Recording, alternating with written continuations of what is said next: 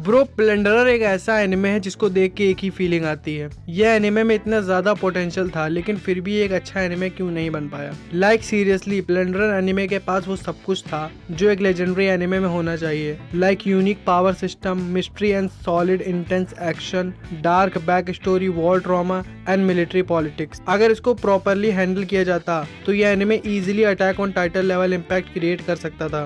But sadly प्लंडरर का execution इतना गंदा था कि एनिमे मास्टरपीस बनना तो दूर, एक अच्छा एनिमे भी नहीं बन पाया और एक मिड टियर एनिमे बन के रह गया। अगर कॉन्सेप्ट की बात करें तो प्लंडरर का कॉन्सेप्ट जेन्युइनली टॉप टियर था। इस वर्ल्ड में हर इंसान के पास एक काउंट नंबर होता है जो हर इंसान की बॉडी पर कहीं ना कहीं लिखा होता है और ये नंबर रैंडम नहीं होता बल्कि ये नंबर डिसाइड करता है तुम कितने पावरफुल होगे, तुम्हारी सोसाइटी में वैल्यू कितनी होगी और तुम्हारी रिस्पेक्ट कितनी होगी। और तो और तुम्हारी लाइफ भी इस नंबर पर डिपेंड करती है। ये नंबर तुम्हारे एक्शन से लिंक्ड होते हैं। फॉर एग्जाम्पल किसी का काउंट बढ़ता है based on how many people they help और किसी का काउंट बढ़ता है based on how many kills, based on how many promises and based on how many promise they keep.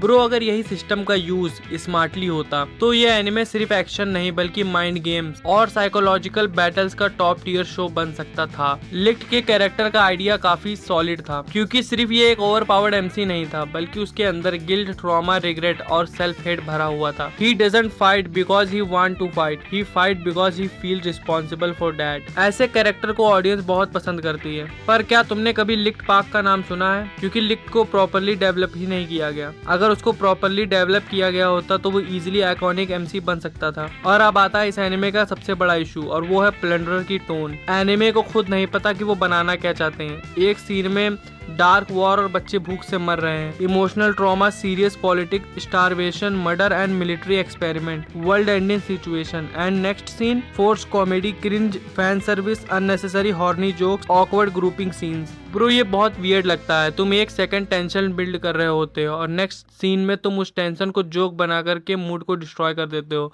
इससे स्टोरी का इम्पैक्ट ऑलमोस्ट जीरो हो जाता है। सीरियस एनिमे का सिंपल रूल होता है एटमोस्फेयर को डार्क एंड हैवी रखो या एटलीस्ट मेंटेन करो और प्लंडर यहाँ बहुत बुरी तरह से फेल हो जाता है। आगे चलकर इस एनिमे में नंबर और काउंट इररेलेवेंट हो जाते हैं। स्टार्टिंग में काउंट सिस्टम बहुत डेंजरस फील होता है, लाइक नंबर्स बहुत मैटर करते हैं, हर चीज नंबर पर डिपेंड करती है। बट लेटर एनिमे का लॉजिक बेसिकली ये बन जाता है वो तुम्हारे पास 1000 नंबर है, मेरे पास 5000 है, तुम्हारे पास 5000 है, मेरे पास 1 लाख है। इससे टेंशन बिल्कुल खत्म हो जाती है। Instead of making it strategic they turn it into bigger number bigger power. ये सिस्टम भी फिलोसॉफिकल होना चाहिए था पर बन गया स्काउटर पावर लेवल्स। स्टोरी अपनी थीम्स को ऐसे इग्नोर करती है जैसे तुम्हारी क्रश तुम्हें।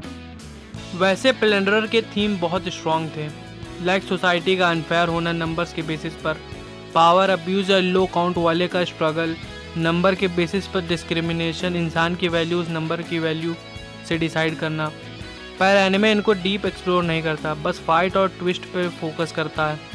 और तो और उनके पास प्लंडरर को मीनिंगफुल बनाने का चांस था बट वो इसको एक अपसर्ड शो बना देते हैं। अगर पेसिंग की बात करें तो फर्स्ट हाफ में एनिमे बहुत टाइम वेस्ट करता है। ज़्यादातर एपिसोड में comedy, fan service and random events और स्लो प्रोग्रेस होता है। फिर सडनली सेकेंड हाफ में war crimes, tragic back stories, serious plot twist, war politics, dark side of war को शो किया जाता है जो काफ़ी सडन होता है। एनिमे का इतना सडनली शिफ्ट होने की वजह से ऑडियंस को लगता है 2 अलग एनिमे चल रहे हैं। अगर पहले एपिसोड से स्टोरी का टोन सीरियस होता तो स्टोरी और भी स्मूथली बिल्ड होती और प्लंडर का इम्पैक्ट बहुत ज़्यादा होता। साइड कैरेक्टर की बात करें तो कुछ साइड कैरेक्टर ठीक ठाक हैं, जैसे जेल का राइवलरी एंगल डिसेंट था, नाना का मिस्टीरियस पास्ट इंटरेस्टिंग था, हीना का कैरेक्टर ठीक ही था। बट बाकी कैरेक्टर सिर्फ joke, fan service and plot convenience के लिए एग्जिस्ट करते हैं और जब कैरेक्टर रियल फील नहीं होते तो वर्ल्ड भी रियल फील नहीं होता। तो सो ओवरऑल प्लंडरर एनिमे ट्रैश तो नहीं है बट एक अच्छा एनिमे होने की बजाय बस टाइम पास एनिमे बन के रह गया। और अगर इसका एग्जीक्यूशन किसी ढंग के स्टूडियो ने किया होता तो यह एनिमे इजीली मास्टरपीस बन सकता था बिकॉज फाउंडेशन स्ट्रॉन्ग था, कॉन्सेप्ट भी टॉप टियर था, मिस्ट्री सॉलिड थी, ट्विस्ट भी शो में थे, लिक्ट का कैरेक्टर भी डीप और फिलोसॉफिकल बन सकता था। बट एग्जीक्यूशन मैसी होने की वजह से शो की टोन अनस्टेबल और पेसिंग अनइवन हो जाती है। पावर सिस्टम का ओवर सिंप्लीफाइड कर देने से फाइट का इम्पैक्ट बहुत कम हो जाता है। और तो और एनिमे अपनी थीम को भी सही तरीके से न्यूट्रलाइज नहीं करता। That's why Plunder should have been a masterpiece, but it fumbled hard.